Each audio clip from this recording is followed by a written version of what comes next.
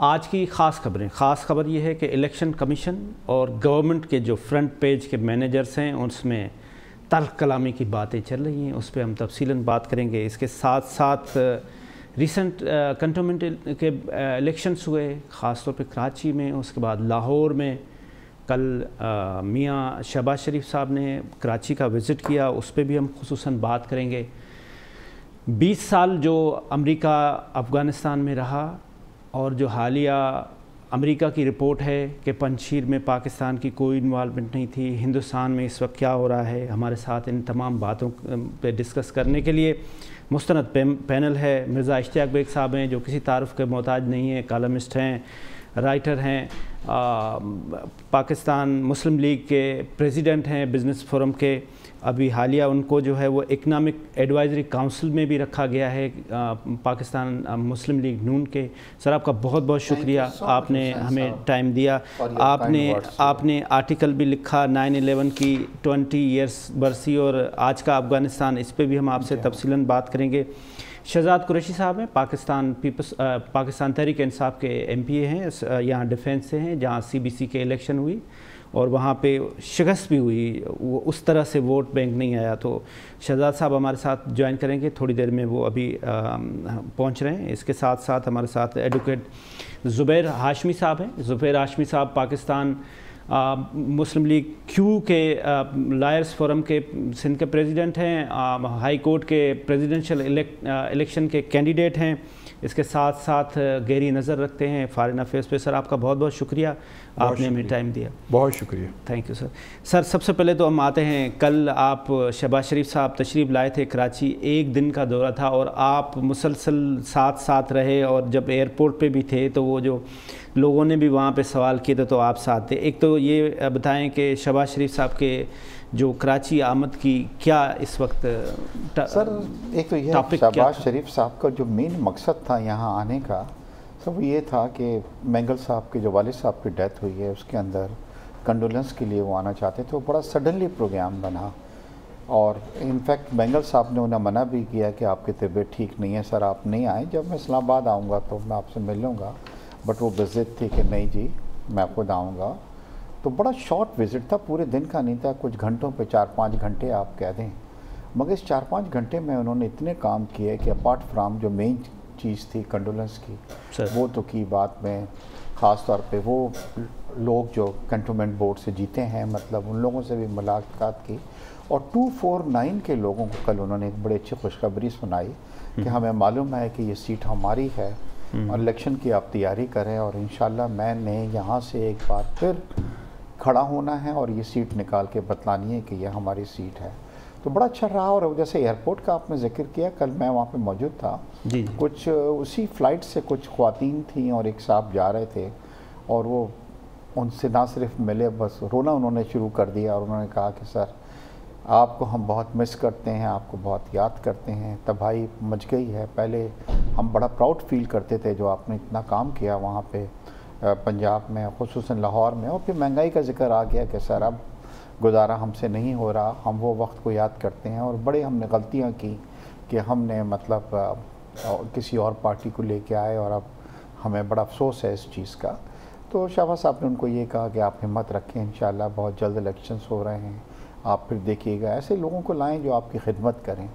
तो बड़ा अफसोस हुआ ये कि सर अब लोग महंगाई से इतने ज़्यादा डिस्टर्ब हो गए हैं कि आप यकीन करें कि मिडिल क्लास लोगों की मैं बात कर रहा हूँ। क्योंकि ये देखिए, अगर कोई प्लेन में जा रहा है तो वो कोई बिल्कुल ही लोअर मिडिल क्लास नहीं होगा, वो ट्रेन में भी जा सकते थे, मगर मिडिल क्लास लोग थे। और एक सर्वे आया है जिसमें ये बतलाया गया है कि 10% लोग जो पहले मिडिल क्लास में काउंट होते थे अब वो नीचे पॉवर्टी वाली लेवल के ऊपर आ गए हैं। बिल्कुल सही कह रहे हैं सर। हमने अभी तारुफ भी कराया शहजाद कुरैशी साहब जो पाकिस्तान तहरीक इंसाफ के MPA हैं और ख़ास तौर पे डिफेंस के हल्के से हैं, जहाँ से अभी रिसेंटली CBC के इलेक्शंस भी हुए तो वो तशरीफ़ लाए हैं। हम एक छोटा सा कमर्शियल ब्रेक लेते हैं, तब तक शहजाद साहब को बिठाते हैं, उसके बाद वापस आते हैं।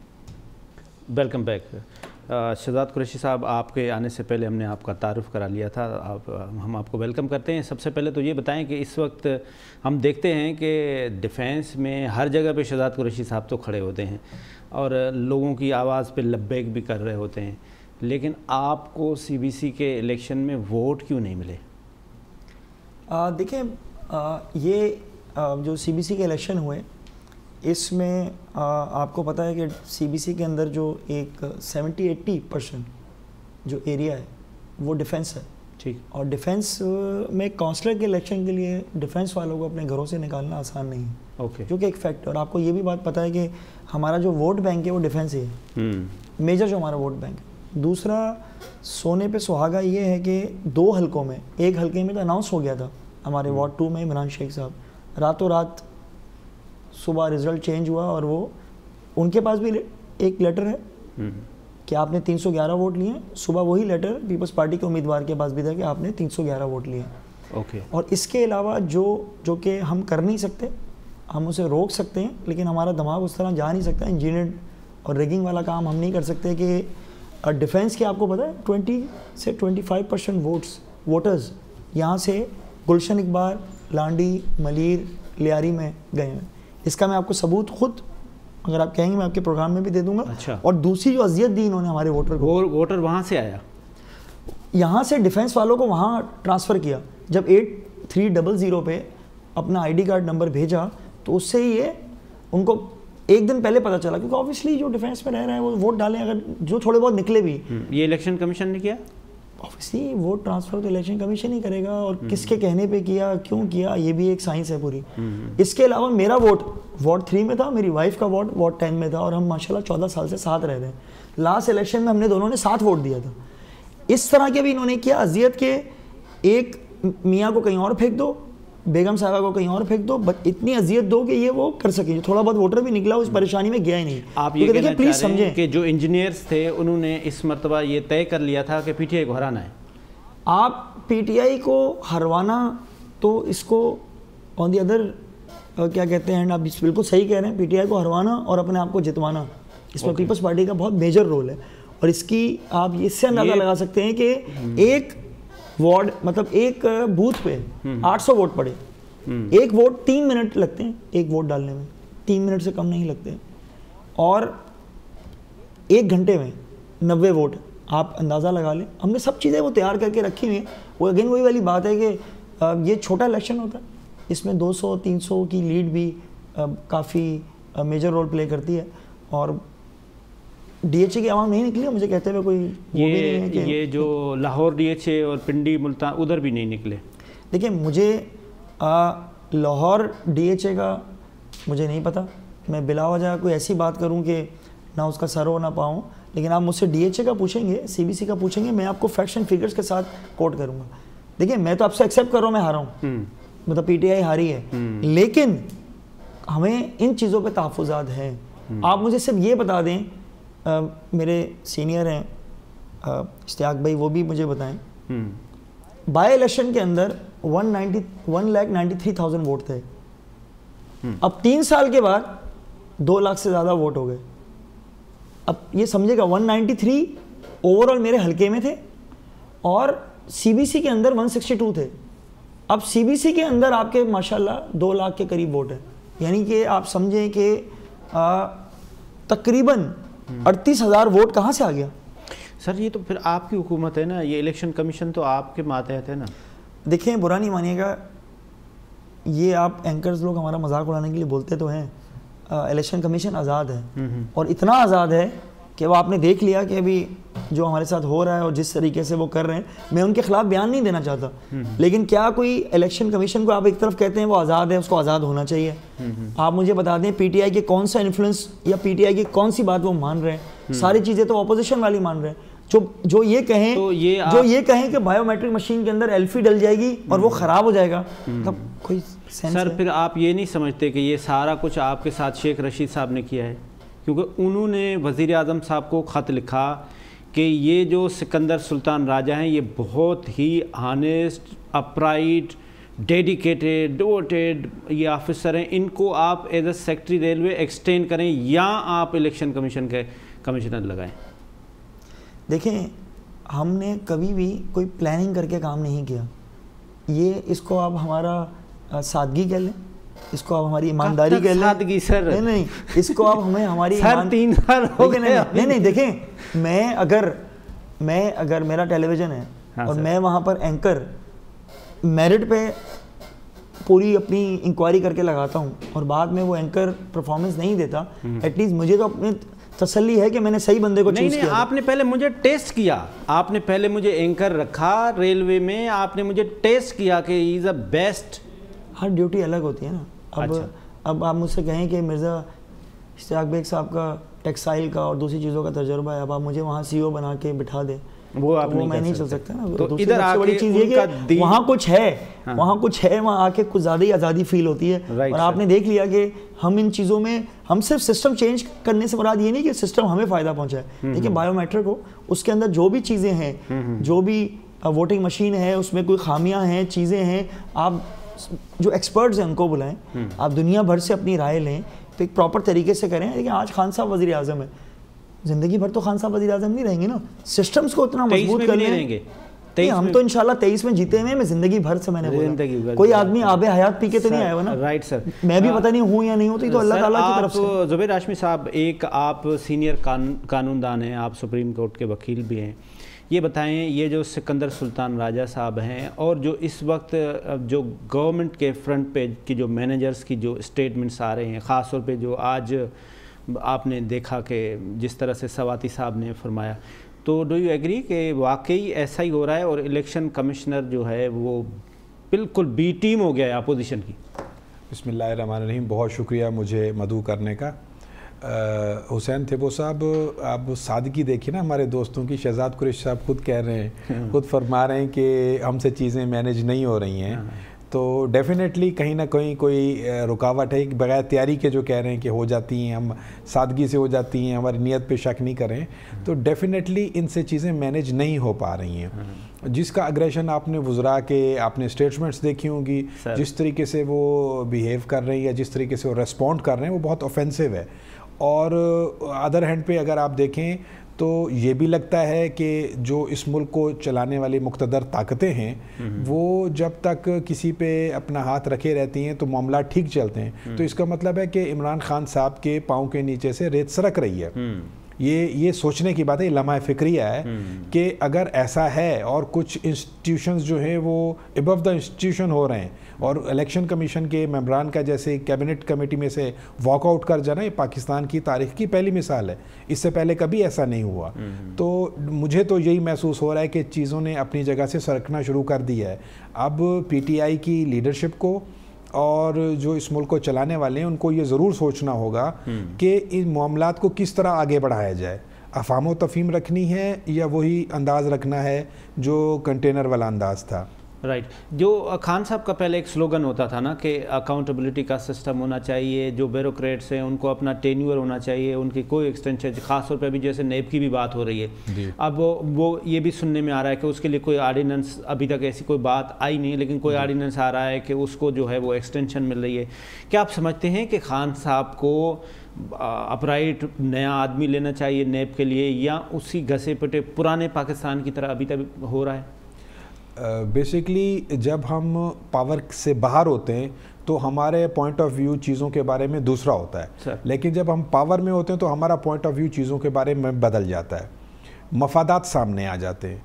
तो अज़ल से पाकिस्तान जब से बना है यही होता आ रहा है, अब भी यही हो रहा है। जो आपके साथ लोग चल रहे होते हैं, जनरल कियानी साहब की आपने एक्सटेंशन देखी, कहा गया कि ये सवाद को बहुत अच्छी तरीके से जानते हैं, ऑपरेशन चल रहा है इसलिए इनको रहना चाहिए सर। इस तरीके से जो जनरल बाजवा साहब की एक्सटेंशन है वो भी आप लोगों के सामने है कि वो बहुत ज़रूरी हैं और वो जो हालात चल रहे हैं उसके मुताबिक वो बेस्ट मैन है और उन्होंने डिलीवर भी किया है।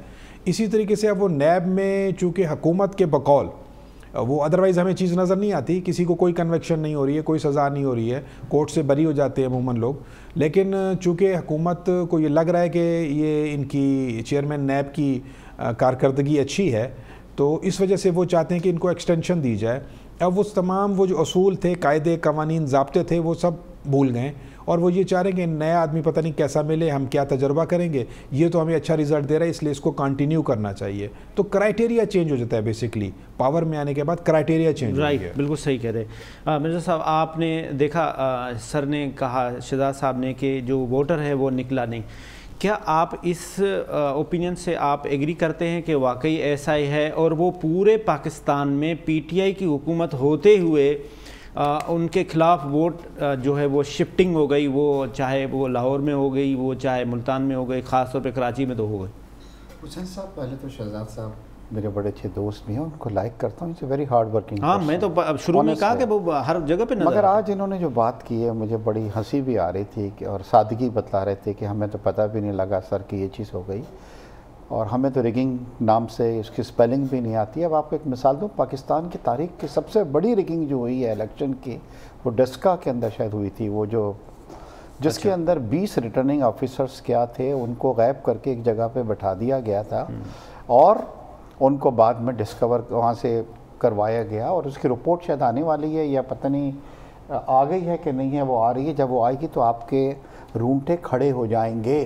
यानी कि पाकिस्तान की तारीख की सबसे बड़ा ये हुआ था कि 20 लोगों को उठा के और उनको एक ले आके रख दिया गया था, और रखने के बाद ये था कि जब हम देखेंगे कि हमें कितने वोट की ज़रूरत है तो वो बैठ के उस वक्त करके आप कर देंगे, और ये रिपोर्ट आने वाली है। तो देखिए, ज़्यादा अच्छा होता है शहजाद ही कहते कि सर हमने डिलीवर नहीं किया और लोगों ने हमें नहीं दिया वोट। देखिए, हो रहा ये कि ये बड़ा पढ़ा लिखा इलाका है, ये डिफेंस का जो इलाका है। आपने लोगों से जब वादे किए थे तो आपने दूध की नहरें कहा था कि हम आके दूध की नहरें जो हैं वो निकाल देंगे और लोगों को बाहर से लोग जो हैं यहाँ पे जॉब करने आएंगे और 1 करोड़ नौकरियाँ दे देंगे, 50 लाख घर दे देंगे, ये दे देंगे। ये आपने देखा है कि लोगों को क्या मिला। Very obvious, definitely they are disappointed, और वो कभी आपको वोट नहीं देंगे। और ये लहमे फ़क्रिया है जो मेरे भाई ने कहा है आपके लिए, क्योंकि आपने कुछ देखिए, आमतौर पर इलेक्शंस का जो फार्मूला होता है वो ये होता है कि जब आप आते हैं तो सबसे पहले आप प्रोजेक्ट्स को लॉन्च करते हैं लोगों के लिए, और फिर आखिरी 2 सालों में उसका अफ्ताह करना आप शुरू कर देते हैं। ये नून ने किया, क्या के वायदे किए और फिर किए, और फिर आखिरी 2 सालों में और आखिरी साल के अंदर आप देख रहे थे कि हमने बिजली की लोड शेडिंग थी जी, वो बिल्कुल ख़त्म कर दी। जो बड़े प्रोजेक्ट्स थे कंप्लीट किए, कोई 10,000 किलोमीटर्स के नए रोड्स जो थे वो बनाए गए पूरे मुल्क के अंदर, मतलब हाईवेज बने, ये बने, वो बने। और फिर हमने कहा कि जी देखिए, this is what we deliver, तो फिर लोग डेफिनेटली आपको देते हैं। देखिए, कराची वाले सबसे ज़्यादा जो डिसअपॉइंट हुआ है ना, वो MQM से ज़्यादा डिसअपॉइंट हुआ है PTI से। मैं वो दिन कभी नहीं भूलूंगा कि इमरान खान साहब कराची आए और एक उनके हाथ में पेपर था और वो कह रहे थे कि 1000 अरब रुपए जो है हम कराची के अंदर अब इन्वेस्ट करने जा रहे हैं, और प्रोजेक्ट्स ये हमारे पास हैं। कितने अरब रुपए इन्वेस्ट हुए हैं कराची में। कराची वालों को ये बतलाइए कि असद उमर साहब शुरू से ये कह रहे थे कि हम पानी का मसला हल कर देंगे और हम जो है प्लांट्स यहाँ पे लगा देंगे और हम ये तमाम चीज़ें कर देंगे। कराची की इस वक्त जो हालत है कि जब आप लाहौर से आते हैं तो आपका एहसास कमतरी महसूस होता है। हमारे रोड्स की हालत आप देख लीजिए क्या हो रहा है। पानी जो है घरों के अंदर टैंकर माफिया जो है वो कर रहा है। महंगाई आपने देखिए, आप लफ्ज़ों से मत खेलें। जब इस बार क्या हुआ कि जब बजट अनाउंस किया गया तो कहा गया इनके फाइनेंस मिनिस्टर ने कि जी मैं 1 पैसे का टैक्स नहीं लगाऊंगा और बढ़ाऊंगा भी नहीं कुछ, और महंगाई नहीं बढ़ने दूंगा। मैंने IMF को कह दिया, IMF को ये कहा गया कि हम 600 अरब रुपए आपको टैक्स लगाएंगे, और देखें टैक्स लग रहे हैं। पेट्रोल जो था वो महंगा हो गया, वो आज भी पेट्रोल भी हमारा बिजली के अंदर आप वो कर रहे हैं, सब कुछ कर रहे हैं। तो सर देखिए, ये लोगों को आप जो है वो उनके फ़ायदा उठा रहे हैं उनकी सर आपने एक आर्टिकल भी लिखा है अफ़गानिस्तान पे, मैं वापस आके उस पर भी बात करता हूँ कि फॉरेन ऑफिस से तो आप एटलीस्ट सेटिस्फाई है ना। जो वज़ीर आज़म साहब ने एब्सोल्युटली नॉट वाला नारा लगाया है, तो उस पर भी हम डिस्कस करेंगे। शहजाद साहब, ऐसा लग रहा है कंक्लूजन ये है कि आप बेसिकली डिलीवर नहीं कर पाए हैं, ख़ास तौर पे जो आम आदमी को जो चाहिए वो उसको महंगाई से ताल्लुक़ है, और वो महंगाई में पिस रहा है, वो चाहे आम आदमी हो चाहे वो एलीट क्लास हो। आपका खुद अपना स्लोगन था कि जब पेट्रोल बढ़ता है तो उस वक्त करप्शन होती है। असद उमर साहब ये खुद फरमाते थे कि पेट्रोल की तो कीमत 40 रुपये होनी चाहिए, बाकी तो सारी की सारी इसके ऊपर टैक्सेस हैं, क्यों ले रहे हैं आप हमसे? तो क्या आप एग्री करते हैं कि ये सारा कुछ महंगाई की वजह से आपको फेस करना पड़ रहा है? देखिए, इसमें सबसे बड़ी चीज़ है कि आप 2 चीज़ों को मिक्स कर रहे हैं।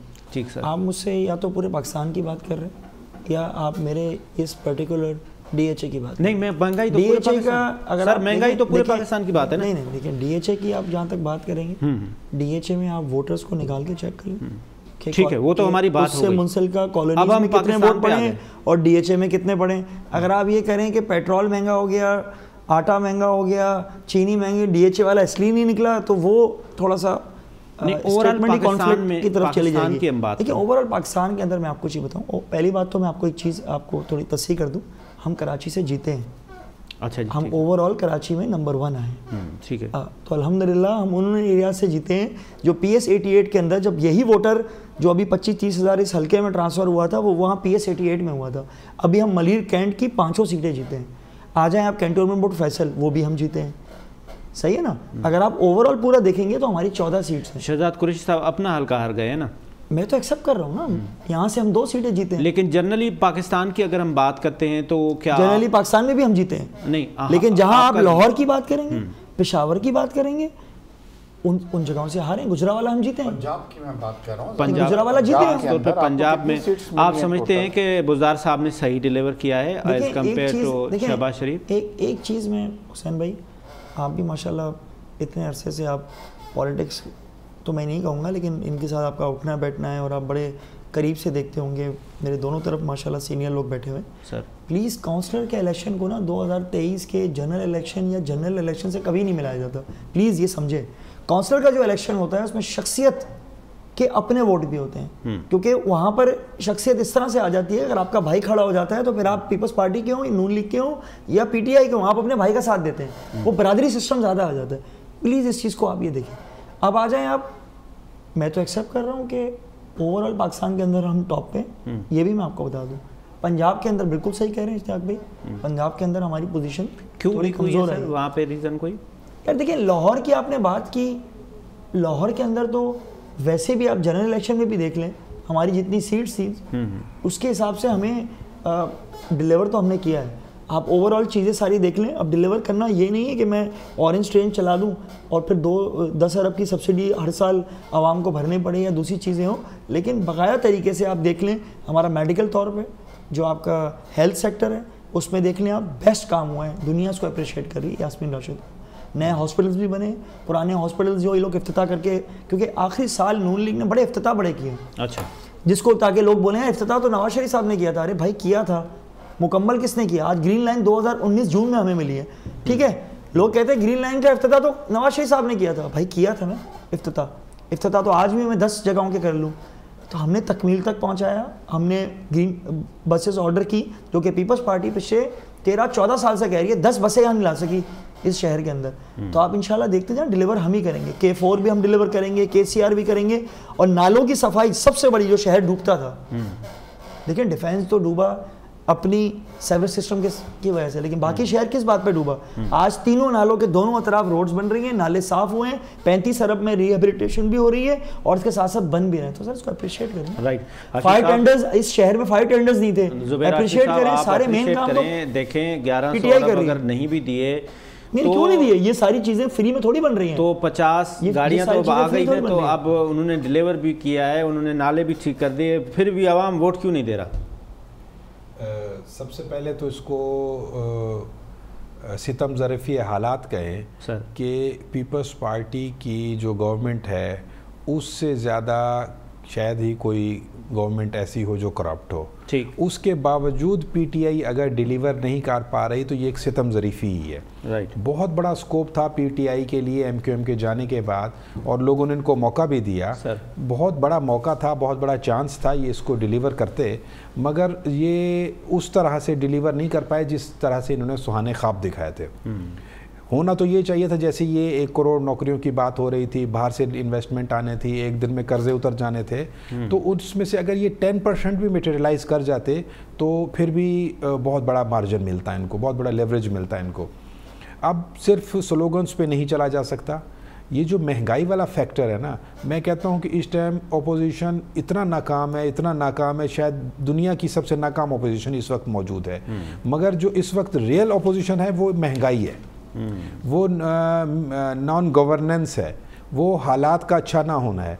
तो ये खुद बखुद अपने की जो काम कर रहे हैं उसकी वजह से ये लोग गैर मकबूल होते जा रहे हैं। ये ऐसी बात नहीं है जैसे मेरे दोस्त शहजाद साहब ने फरमाया है कि नहीं इनको सीटें तो चलो मिली हैं मगर लाहौर में ये हो गया और पेशावर में ये हो गया। लाहौर और पेशावर अगर आप देखें तो पावर पॉलिटिक्स के गढ़ हैं। पिछले 10 साल से 13 साल से बल्कि 8 साल से बाकायदा वहाँ पेशावर में हुकूमत है खान साहब की, और लाहौर में भी वज़दार साहब उसके बावजूद हार गए। तो बेसिकली इशू तो ये कि अगर ये आई ओपनर नहीं है तो अभी भी ये कह रहे हैं कि हनूज दिल्ली दूरस्त, तो ये इनकी अपनी मर्जी है। राइट। सर आपने मिर्ज़ा साहब अफ़गानिस्तान पे आपने एक तफसीलन आर्टिकल भी लिखा है जिसमें आपने 20 साल की परफॉर्मेंस ख़ास तौर पे आपने उसमें पूरी डिटेल दी है कि इसमें ना तो कोई पाकिस्तानी इस अटैक में इन्वॉल्व था ना तो कोई अफ़गानी अटैक था। फिर इसमें आपने जो इंटेलिजेंस इंफॉर्मेशन भी शेयर की है। मेरे साथ शमशाद साहब थे, वो फॉरेन सेक्रेटरी थे, उन्होंने कहा कि अमेरिका ने, मेरे प्रोग्राम में उन्होंने कहा अमेरिका ने हमें एक ड्राफ्ट भेजा कि इसको आप चेक करें। उन्होंने सारी चीज़ें लिख दी हमारे पास कि ये दें ये दें ये दें, कहने लगे हमने ड्राफ्ट पढ़ा ही नहीं। हमें शौकत अजीज़ की तरफ से वहाँ से डायरेक्शन आई कि भाई इसको आप ओके करके भेज दे। तो अमेरिकन भी हंस रहे थे कि भाई हमने तो ये ड्राफ्ट भेजा था, हमने तो समझ रहे थे कि आधा आप इसमें से काट देंगे, आपने तो कुछ नहीं काटा। आपने भी कुछ ऐसी चीज़ें मेंशन। मैंने यही लिखा है कि हमने अमेरिकन को वो कुछ हासिल दे दिया उनको जो उन्होंने मांगा भी नहीं था हमसे जी। और यकीन करें कि ये मुशर्रफ साहब ने जितना नुकसान पहुँचाया है, इस वक्त जितनी तालिबान की हुकूमत आई हुई है उनमें से कई लीडर्स जो थे उनमें से 7 या 8 जो हैं जो मिनिस्टर्स बने हैं वो गोंटामा के अंदर रह के आए हैं या हमारी जेलों में रह के आए हैं। हमारे पास भी रहे। डू यू थिंक कि वो लोग दिलों से वो निकाल देंगे जो उन लोगों के साथ हमने ज़्यादती की? और हमने देखिए इसके अंदर मैंने इस बार ये कॉलम जो लिखा वो ये लिखा कि इस बार पहली बार ये 9/11 ऐसे मौके पे आया 20 साल बाद जब अमेरिकन की यहाँ पे प्रेजेंस नहीं है अफ़गानिस्तान के अंदर। और मैंने उनमें ये बतलाया था कि जी जब उन्होंने देखा तो इसमें जो 8-10 लोग इन्वॉल्व थे उसके अंदर 2 जो थे वो मिस्र के थे और ज़्यादातर जो वो सऊदी थे। मगर सबसे ज़्यादा प्राइस जो हैवी पे करना पड़ा वो पाकिस्तान को पे करना पड़ा और अफ़गानिस्तान को पे करना। इवन तालिबान कहते हैं कि यार हमारा भी कोई आदमी नहीं था उसके अंदर, फैक्ट है कि कोई तालिबान का उसके अंदर नहीं था। दूसरी चीज़ ये है कि जनरल एहसान साहब जो उस वक्त ISI के वो हैं, उन्होंने कहा कि जनाब जब इन्होंने हम पे प्रेशर डाला और हमें ये कहा कि हम पाकिस्तान को उस दौर के अंदर ले जाएंगे, गार के दौर के अंदर उसमें, तो मैं वहाँ पे गया और हमारे साथ सऊदीया के भी जो फॉरेन मिनिस्टर्स वगैरह थे और इंटेलिजेंस के चीफ थे वो हमारे साथ थे और हमने उनसे मना किया उनको कि आप थोड़ा सा हमको वक्त दें। मगर क्या हुआ कि उन्होंने नहीं सुना और फिर आपने देखा कि उन्होंने किस तरीके से, और इसका काफ़ी हैवी प्राइस उन्होंने उसका जनाब जो पे किया है। और देखिए अभी भी जो रिपोर्टें आ रही हैं इनकी सबसे बड़ी प्रॉब्लम यह है कि किसी ज़माने में अमेरिकन क्लेम ये करते थे कि हमारी इंटेलिजेंस दुनिया की one of the best intelligence है। हुसैन साहब ये प्रूफ हो गया है one of the worst intelligence अगर किसी की है तो है। आपने एक मुल्क को तबाह कर दिया इराक को इस बेस के ऊपर कि उनके पास केमिकल हथियार वेपन्स ऑफ मास डिस्ट्रक्शन हैं। क्या हुआ? एक नहीं निकला। आपने अभी देखिए कुछ दिनों पहले मैंने वो वीडियो देखी है, मेरे आंसू निकल आए हैं।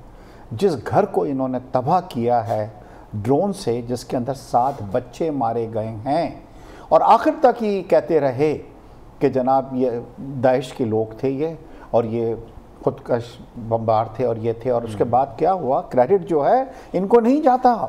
वेस्ट के कुछ मीडिया के जो लोग थे उन्होंने जब इन्वेस्टिगेशन की तो साफ पता लगा कि वो आदमी बेचारा इन्हीं के लिए, इनकी कोई एजेंसी थी जो ह्यूमैनिटेरियन वो करती थी, उसके लिए वो काम करता था। 7 बच्चों को आपने सेकंडों में उड़ा के डाल दिया और आखिर में क्या कहा कि जी हमें अफसोस है कि हाँ जी हम ये कर गए। सर जुल्म कर रहा है, अमेरिका ने जुल्म किया है। और इनको सर कोई ऐसा हो रहा यह है कि इनको एक प्रॉब्लम यह है कि सोचते हैं कि अमेरिकन एक खून जो है उसकी कीमत ज़्यादा है, वो ज़्यादा कीमती है। आज एक अमेरिकन का ही यहाँ पे पाकिस्तान लाहौर के अंदर इनका एक एजेंट था जिसने 2-3 लोगों को रोन दिया था, उसको किस तरह लेके चले गए ये। हमारे जो लोग मरे इन्होंने कहा इसको कोई मैटर नहीं करता। अफ़गानिस्तान में ये जो कर रहे हैं कुछ नहीं करता। सलाला पे इन्होंने हमला किया, सिक्योरिटी अपनी ना इनकी ज़ीरो सिक्योरिटी वो है, इंटेलिजेंस जो थी और ये तमाम किया।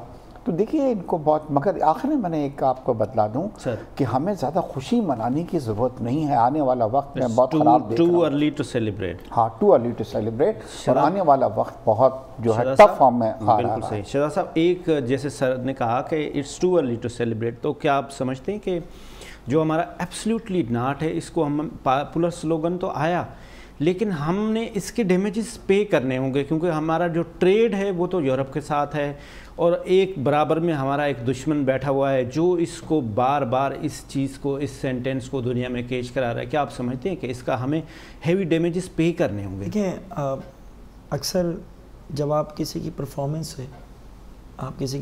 से मुतमईन नहीं होते, तो आखिरी जो इल्ज़ाम होता है वो ये होता है कि यार ये बंदा यार थोड़ा बातचीत सही नहीं करता है, इसका एटीट्यूड का प्रॉब्लम है। बिल्कुल सही। तो सर, ये जो खान साहब ने बोला ना, कौमें गैरत पे बनती है। कौमों में जब तक गैरत नहीं होती ना, और वो अपने कौमी मफादात के लिए इकट्ठे नहीं होती, तो अगर यस अभी इन्होंने परवेज़ मुशर्रफ साहब का जिक्र किया। परवेज़ मुशर्रफ साहब ने क्या किया था? Yes sir. जब आप यस सर नहीं कर सकते, कौमें बनती उस तरह से हैं कि आपने हालात का मुकाबला करना होता है। कौमें जो हकीकत पसंदी का शिकार होती हैं वही कामयाब होती हैं। हमने नहीं देना, हमने उस जंग का पार्ट नहीं बनना। और ये बात सेलिब्रेशन की, हमने तो सेलिब्रेशन किस चीज़ की बनाई? हमें तो ये कह रहे हैं सेलिब्रेशन, हम तो ये कह रहे हैं कि अब वहाँ आ गए तालिबान, आप प्लीज़ उनको फलने फूलने दें, उनका साथ दें। वो जब और तालिबान का भी फ़र्ज़ बनता है कि उन्होंने जो वादे इंटरनेशनल कम्युनिटी से किए हैं, जो इत्तेहाद में जो उन्होंने मुआहिदा किया, एग्रीमेंट किया, उसमें कहा है, जो उन्होंने आते साथ सुलह रहमी की बात की और सबको माफ़ करने की बात की, तो मैं समझता हूँ उस पर उनको कायम रहना चाहिए। और मेरा एक ही वो चीज़ है कि अफ़गानिस्तान में अमन होगा, हम पाकिस्तान में अमन होगा। राइट सर, फाइनल जी मैं आपसे चले आप नॉट का लफ्ज़ अच्छा, मैं आपसे, अमेरिकन्स कहते हैं कि हमने तो कभी मांगे नहीं है। हाँ, तो आपने एब्सोल्युटली नॉट, आप अपने पाकिस्तानी भाइयों पे, पाकिस्तानी प्राइम मिनिस्टर पे यकीन करें। अच्छा, ये क्यों यकीन कर रहे हैं? एक सवाल भी जो अभी आपने खुद ही कहा कि इराक में झूठ बोलते हैं, रिकॉग्निशन मार दिए, तो वो तो झूठ बोलते हैं। खासतौर पे मिडल ईस्ट, खासतौर पे पाकिस्तान, बाकी यूरोप, अमेरिका क्यों वेट कर रहे हैं? रशिया क्यों वेट कर रहा है? चाइना क्यों वेट कर रहा है? क्यों रिकॉग्नाइज नहीं कर रहे? सर देखिए, क्या हुआ है कि जो प्रेशर आने वाला है और जो प्रेशर बिल्डअप किया जा रहा है, ये हमारी क्रिकेट टीम के साथ जो हुआ है, ये भी उसी का मैं वो समझता हूँ। अभी हमारे पे ग्रे लिस्ट के अंदर हम कुछ अरसे रहेंगे, उसके बाद हमारा GSP प्लस जो है उसके अंदर हमको काफ़ी टाइट किया जा रहा है। IMF हमें बहुत टाइट कर रहा है। ये जो टैक्सेस बढ़ेंगे आप देखेंगे तो पाकिस्तान को बहुत ज़्यादा तंग किया जाएगा इस वजह से। सर फाइनल कमेंट्स, आप एब्सोल्युटली नॉट से एग्री कर रहे हैं कि ये हमें क्लियर क्रिस्टल पॉलिसी होनी चाहिए? डेफिनेटली होनी चाहिए, मैं उससे 100% एग्री करता हूँ कि कौम गैरत से ही बनती है। मगर आप एक आदमी एब्सोल्युटली नॉट कह देता है, भुगतना सबको पड़ता है। या तो आपकी इतना ज़्यादा क्रिस्टल क्लियर चीज़ें हों और आपकी प्रोग्रेस इतना ज़्यादा हो कि हमारे यहाँ दूध और शहद की नहरें बह रही हों और इकॉनमी फ्लोरिश कर रही हो, तो फिर तो ये बात बनती है। अदरवाइज कमज़ोर लोगों की कोई गैरत नहीं। राइट। मिर्ज़ा इश्तियाक बेग साहब, शहजाद कुरैशी साहब, एडवोकेट ज़ुबैर हाशमी साहब, कमज़ोर की कोई गैरत नहीं होती, उसकी इकानमी होती है। इसके साथ आज का प्रोग्राम ख़त्म हो रहा है। जहाँ भी रहें खुश रहें, अपने आप को कोरोना वायरस से बचा के रखें। खुदा हाफ़िज़। पाकिस्तान जिंदाबाद।